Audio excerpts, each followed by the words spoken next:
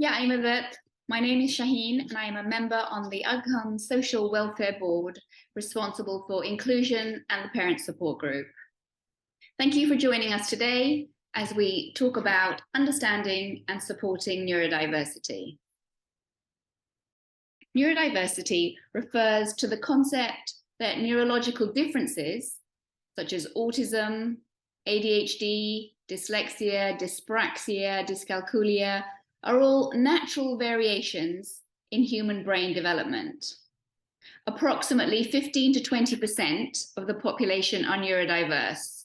So that's 1 in every 5 people, which is pretty high.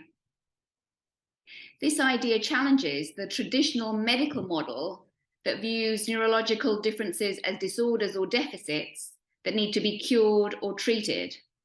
Instead, neurodiversity celebrates the diversity of human cognition and acknowledges that we all have different brains and we process different information in different ways. In recent years, the neurodiversity movement has gained increasing attention and advocacy for greater acceptance and inclusion of neurodivergent individuals in society.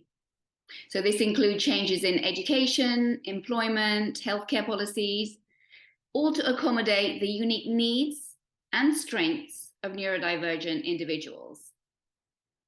To support neurodiversity, it is important to understand and recognize the strengths as well as the challenges of neurodivergent individuals.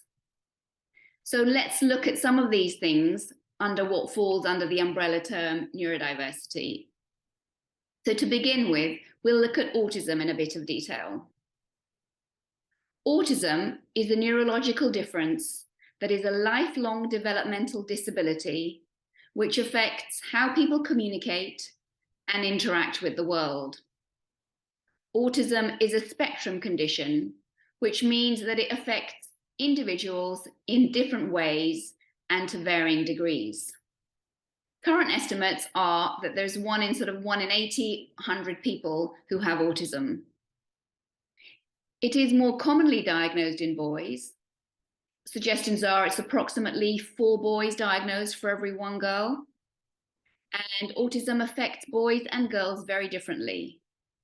But recent research shows that despite advances in autism research, autism remains undiagnosed in girls and women, and we'll talk a little bit more about this later. But here are some ways that people with autism are affected. Social difficulties. People with autism have difficulty recognizing and understanding other people's feelings, as well as expressing their own. Many struggle with social interactions and making eye contact, understanding social cues, and making and maintaining friendships. Another area is communication challenges. So there may be difficulty with verbal and non-verbal communication, such as delayed speech and language development, difficulty starting or maintaining conversations, and definitely difficulty understanding figurative language and sarcasm, maybe jokes. Repetitive behaviors and routines. So this could include repeating phrases, movements. There's a strong preference for routine, and therefore it can be a bit upsetting when routine is changed or not adhered to. There are sensory sensitivities. So individuals with autism may have sensitivities such as being oversensitive to loud noises or bright lights, or undersensitive to touch or pain. You may see a reaction to this overload of their sensory system. And this will appear as maybe meltdowns. They might flap their arms or bang their heads on the walls or engage in a repetitive action that they find comforting in that moment. Take a look at this slide.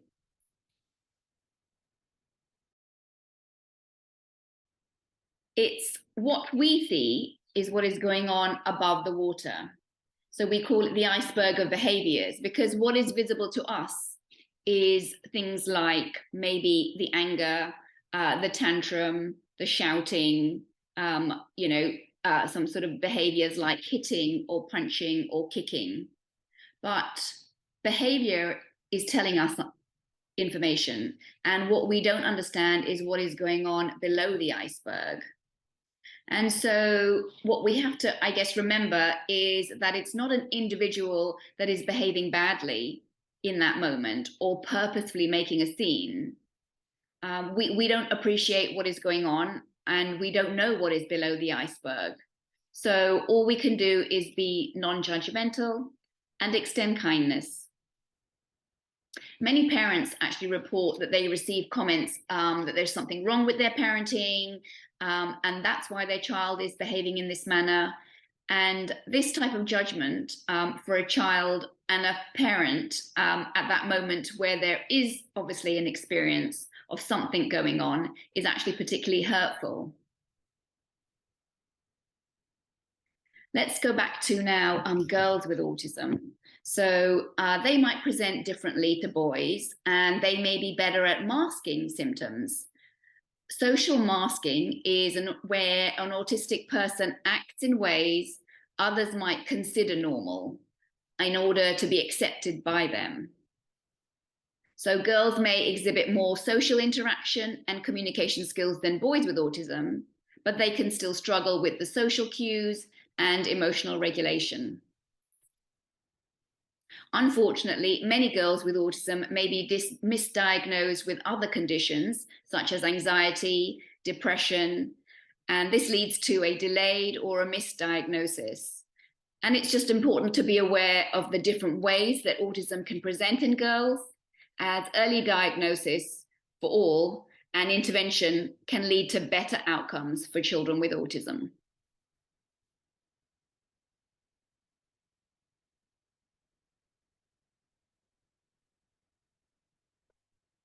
Autism is really hard to explain for me because I have never really experienced being a normal person, because I did that in quotes because, well, let's face it here, there really is no such thing as normal. It can be a lot of different things. It's a spectrum. Not everyone has every single symptom. You can tell from someone's face if they have autism. Autism is how someone's brain is wired. Like, it's just part of your perception of the world.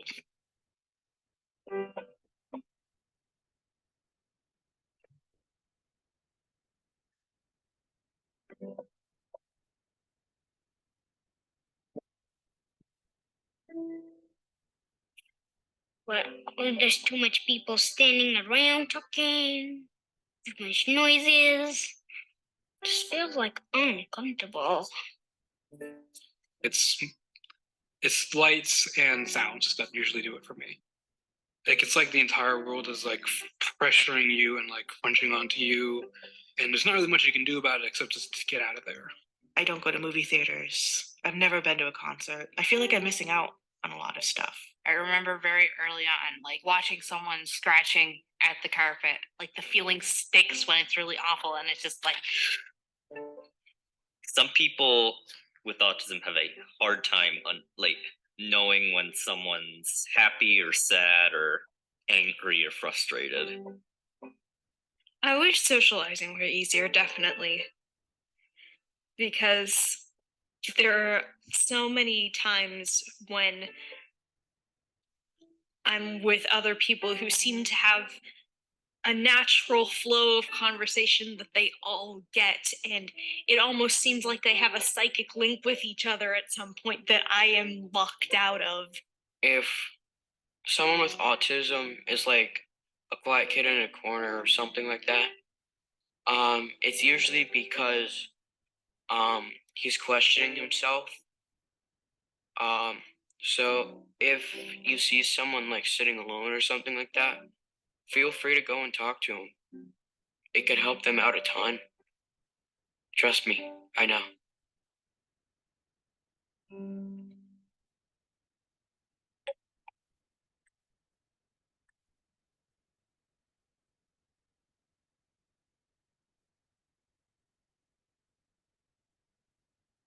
People don't want to be talked down to, first of all. Well, some people, like teachers and stuff, misunderstand because they don't know that people have autism. I wish people would understand that autistic people have their own voices. I wish people wouldn't judge people with autism so harshly. I want to know which person knows where autism comes from.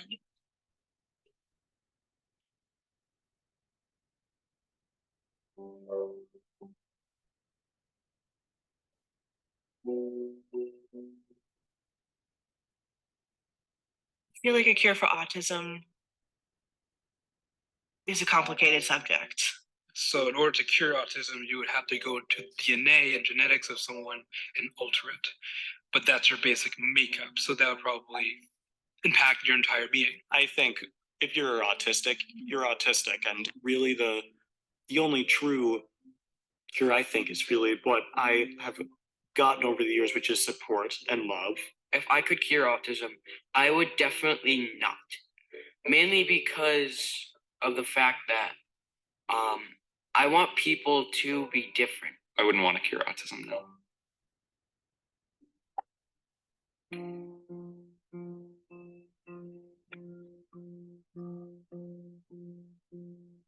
I'm really good at a lot of things. I am good at thinking a lot. Good at writing stories, like the beginning and endings. I'm just not very good at filling them in. I'm good at I'm told I have a pretty good sense of humor. I like to think I have a good sense of humor. I went to music school for 6 years in vocal performance. I was a 3D animation major for 3 years. I'm good at Creative writing, fiction, and medieval fantasy. fishing, taking a walk, riding my bicycle, playing the piano, taking the train, reading, dancing. Well, that's all I have. A lot of people with autism are able to do something. I would like to live independently. I've always wanted to be a writer. I also want to make the world a better place. I don't just see one future, I see many possibilities of my future. People with autism are people, too. That about sums it up. So always great to hear from people who have autism themselves, because it's a very unique perspective. And obviously lots of insights there, but I think for me, the most important thing was when one of the young people said about the best way to support was the love and support.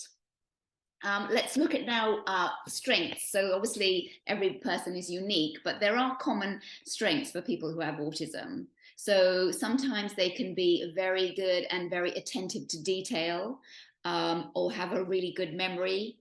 And if they have special interests, they have real depth of knowledge.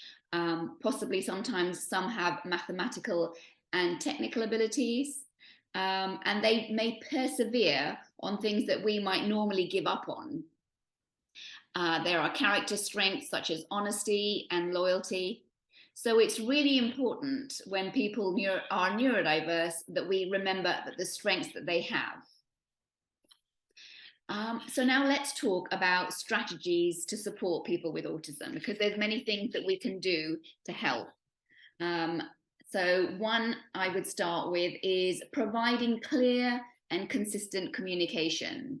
So due to the challenges with social communication, it is hard to understand nonverbal cues, tone, body language, and of course we give out a lot of information this way, which people with autism will miss.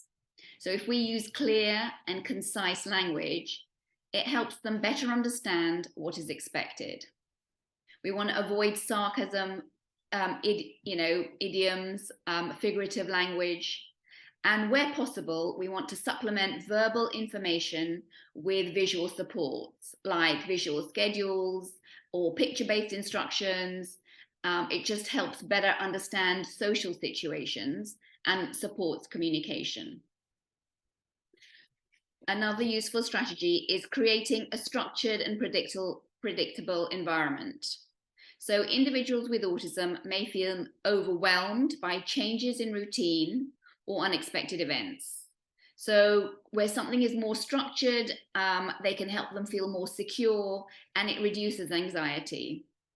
So again, the use of visual prompts is really helpful, maybe checklists, maybe warning when there's a transition about to happen, you know, in 10 minutes time we will be doing this, or in 5 minutes time it's going to be time to clear up, or, you know, in half an hour we will be eating dinner, just that sort of warning. And if it's up there in a visual format for them to refer to, that's obviously much more helpful. And where possible, providing advance notice if there's going to be a change or a disruption to a routine. The next helpful point is providing sensory-friendly environments. So if individuals with autism have sensory processing issues, it has a huge impact on daily lives. So they could be hypersensitive or hyposensitive to sensory input. And some examples that are challenging are certain types of lighting or noises, perhaps smells, textures. And just if we are aware of this, and that we are able to make adaptations and provide sensory friendly environments where we can help them feel more comfortable and reduce the sensory overload that they may be experiencing. So where possible, we want to use like soft lighting, noise cancelling headphones are sometimes really effective. The use of sensory toys, a weighted cushion or blanket, these can all be soothing. Another strategy, individuals with autism who may have specific or intense interests, we want to allow for them to have opportunities to explore this, because that helps them feel engaged, motivated, and valued if they can talk about a topic that they know a lot about. It's also a good way to use these interests to teach them new skills that you might want them to learn. We also want to encourage social interaction. So if they have difficulty with social interaction, you can encourage this by providing opportunities for socialization and actually teaching social skills. So role playing or social stories to help practice a social situation that might be coming up, or something that has happened that they might have found challenging to deal with. You can talk through it through a social story. Positive reinforcement. I mean, all individuals respond to this positively, but using praise and rewards as incentives to reinforce positive behavior, and again, to encourage the learning of new skills. Supporting individuals with autism requires a multifaceted approach. What they say is when you have met one person with autism, you have met one person with autism. And that is because no two individuals are affected by it in the same way. It can be really challenging and lonely living with autism or with a family member who has autism. There are constant expectations for them to fit into a world that has social norms and environments that are confusing and can be overwhelming. And imagine for a moment what it must be like to be experiencing this constantly. It can be exhausting, stressful, and have an impact on mental health. Let's now move on and talk about ADHD. ADHD, attention deficit hyperactivity disorder, or you can have it without the hyperactivity. It's also a neurodevelopmental disorder that affects both children and adults.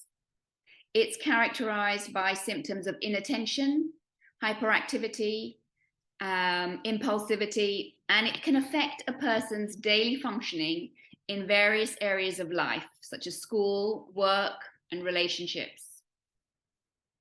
Inattention symptoms can include difficulty paying attention to details, forgetfulness, difficulty organizing tasks and activities, and losing things easily. Hyperactivity symptoms could include fidgeting, restlessness, difficulty sitting still, and excessive talking. Impulsivity symptoms can also include interrupting others, difficulty with waiting one's turn, and acting without thinking through the consequences. ADHD, it's a complex condition that can be caused by a variety of factors, including genetics, brain chemistry, and environmental factors. Diagnosis of ADHD typically involves a thorough evaluation of the individual's symptoms, medical history, and family history. And a comprehensive assessment may include interviews with the individual, parents, teachers, as well as rating scales and other diagnostic tools. People with ADHD often struggle with executive functioning skills. Executive functioning skills are a set of cognitive processes that are necessary for managing oneself and one's resources in order to achieve a goal. These skills involve a range of mental processes, including planning, organization, problem solving, decision-making, attention, and self-regulation. So some examples of executive functioning skills include, so if we talk of one, planning and organizing, so then the ability to set goals, prioritize tasks, develop strategies for learning, that all comes under planning and organization. Time management, so how to manage one's time effectively and efficiently. Task initiation, the ability to start a task or activity without getting distracted or procrastinating. Working memory, how we hold information in our minds and then how we use that to complete a task. Flexibility, the ability to adapt to changing circumstances and adjust one's plans accordingly. Self-control, this is the regulation of one's emotions, thoughts, and actions in order to achieve a goal. Problem solving, the ability to identify solutions, generate them, and evaluate the effectiveness of them. Decision making, that's how we weigh options and make informed choices based on the information we have available to us. So all of these skills are critical for success in so many areas of life, including academics, work, personal relationships.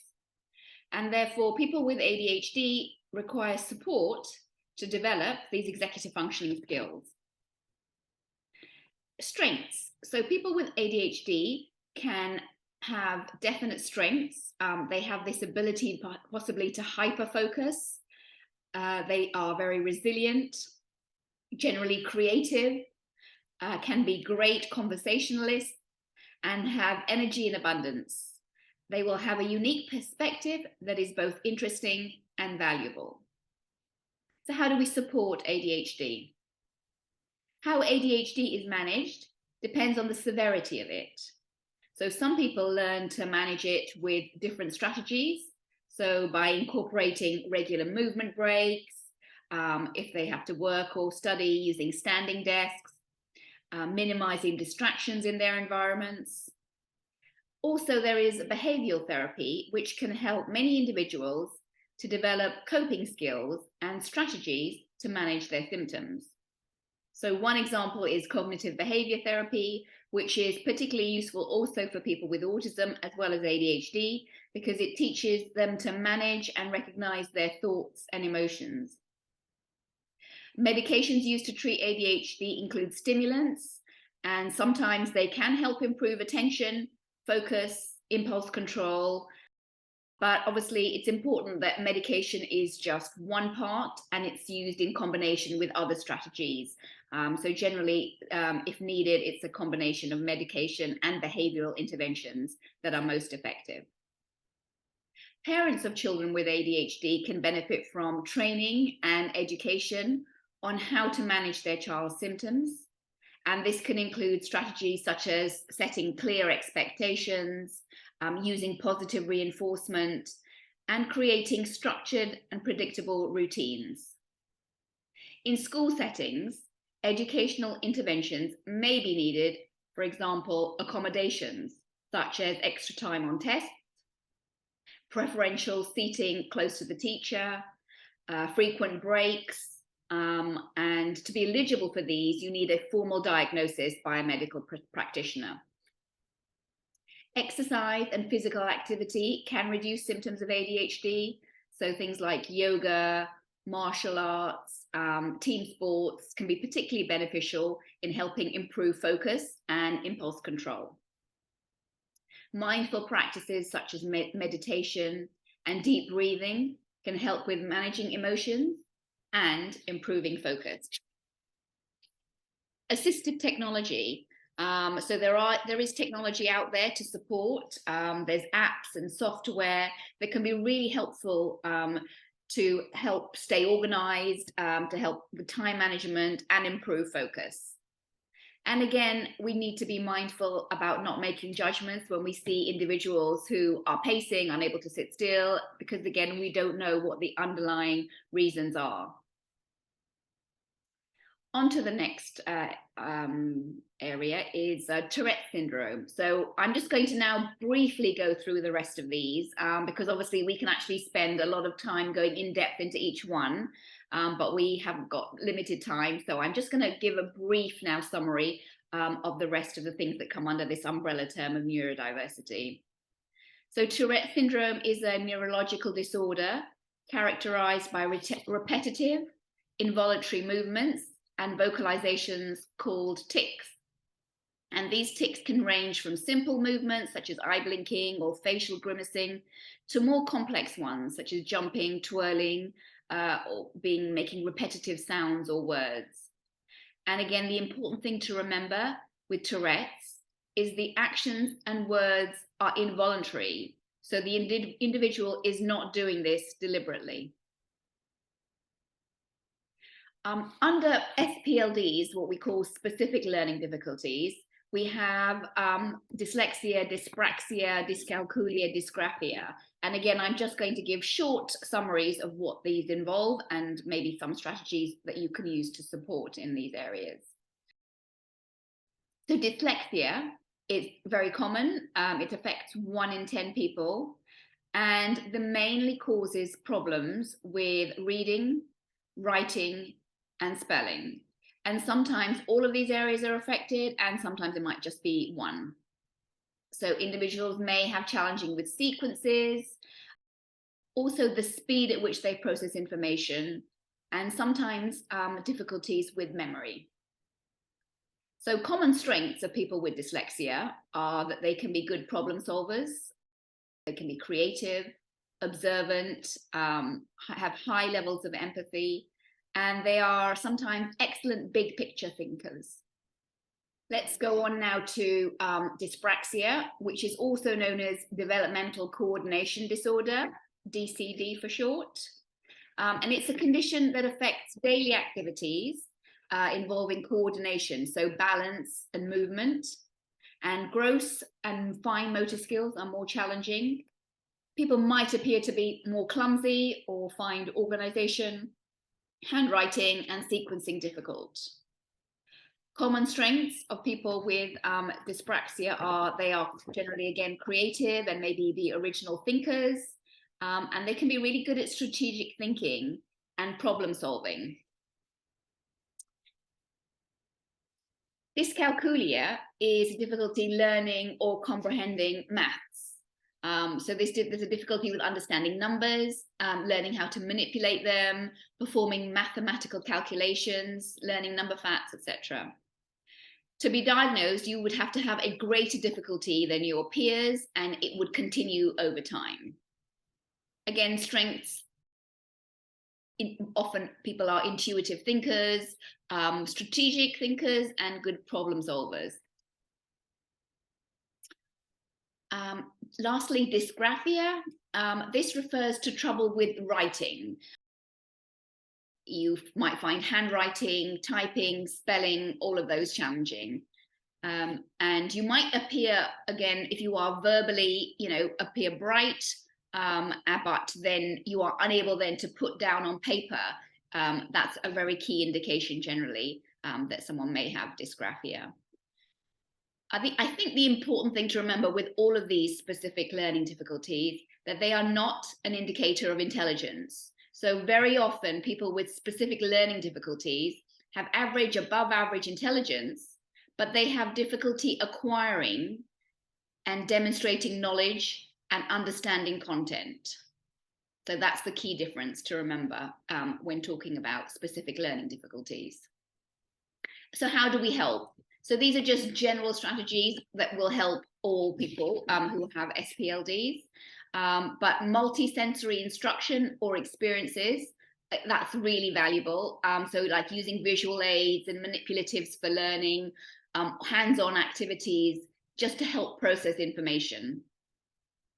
Again, giving structured and explicit instructions that breaks down complex concepts into manageable steps. So you want to basically try to limit the load on the working memory. Provide opportunity for repetition and practice. So again, someone who has dyslexia or any one of these specific learning difficulties, it's not that they're unable to get to the skills that everybody gets. It's just they need maybe more time for repetition and they need time to consolidate new skills. So for example, something common that children have to do is learn times tables or learn spellings. So someone with any one of these SPLDs might just find that harder, and they can be successful. It just takes a lot longer. One strategy is using assistive technology. So there is so much out there like text-to-speech software, spell checkers, word prediction software to support with reading, writing, and spelling. And so the reality is that the technology is available. So let's make the most of it for those children and those adults who need it. For school-age children, they might be eligible for exam accommodations. So like extra time, use of a scribe, movement breaks, etc. But to be eligible for this, you'd need a diagnosis from someone qualified to have given you a diagnosis for an SPLD, and that your scores warrant the extra time or these exam accommodations. So as mentioned, all individuals with specific learning difficulties have unique strengths and abilities, and we want to use these to help build on their strengths and develop a positive self-image. I think one important thing as well to bear in mind is increasingly there is what we call co-occurrence. So as an example, it's really common to have dyslexia and ADHD together. Sometimes you might have just one thing in isolation, but it's actually very common to see 2 or 3 conditions together. So to answer the question whether a diagnosis is necessary, in many cases, understanding why you find certain things challenging that everyone else around you is able to do easily can be really significant.